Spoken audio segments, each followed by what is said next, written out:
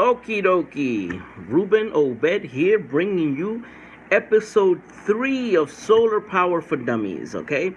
And in this episode, I'm going to bring out something which has been talked about. I'm kind of skipping a little bit of steps here, but I think that it's important, to jump into this, into the meat of these things.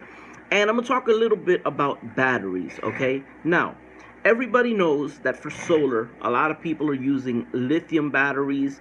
There's the other kind that are lead flooded batteries, which are the ones that I use, and are the ones that are very similar to a car battery.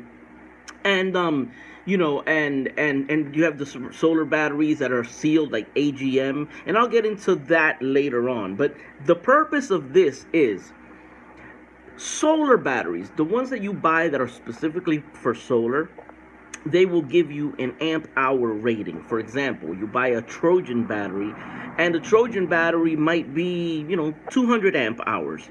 So overall, solar batteries tell you, how many amp hours the battery is. Now, if you go to, let's say, an auto parts and you buy a deep cycle marine battery, those batteries are deep cycle, but they aren't the ideal batteries for solar. But most of the time when you're starting off solar, that's really, what most people do.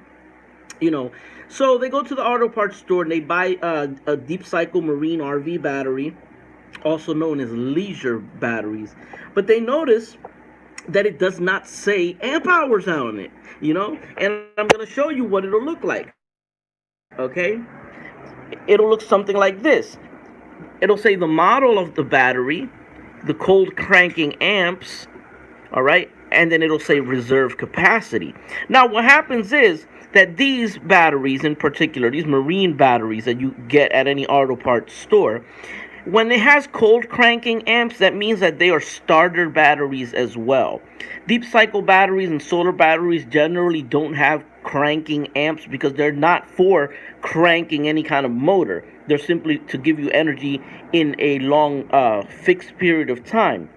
But so a lot of people say, oh no, well, that's not a true deep cycle, and they make it sound as if this cannot be used, okay? Now, how do you figure out the amp hours of a battery like this? Well, it's very simple. The reserve capacity. Reserve capacity tells you that this battery will last you 210 minutes at a draw rate of 20 amps, okay? So if you can basically, run this battery for 210 minutes, pulling 20 amps from it, and it'll last you 210 minutes. Now, how do you figure out the amp hours? Very simple, all right? We have here a formula. You take the reserve capacity, you divide it by 2, and you add 16. I'll repeat that. You take the reserve capacity, which is 210 right here, divide it by 2, and add 16. That will give you the amp hours of a battery like this, 210 amp hour. 210 reserve capacity will give you, we do the math here, which is 210, right, divided by 2, okay.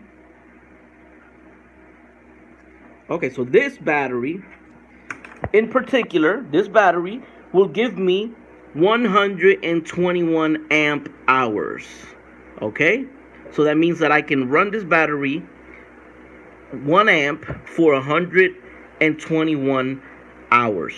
Now, what happens is when you have flooded batteries, and what I mean by flooded is these are flooded batteries, okay? These are batteries that have actual acid, and you have to remove the cap occasionally and put water in it.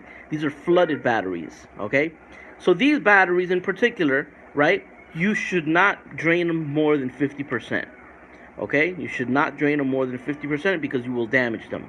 So that's just the pointer, and I will get into that in other episodes. But the whole purpose of this episode today was to explain this formula, which many people don't know.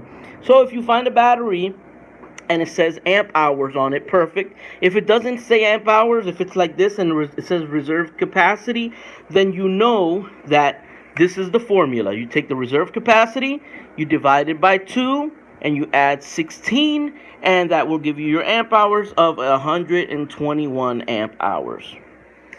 Okay, so I hope you guys enjoyed this video. So now you have the formula to figure out, based on reserve capacity, what your amp hour rating on your battery is. Peace.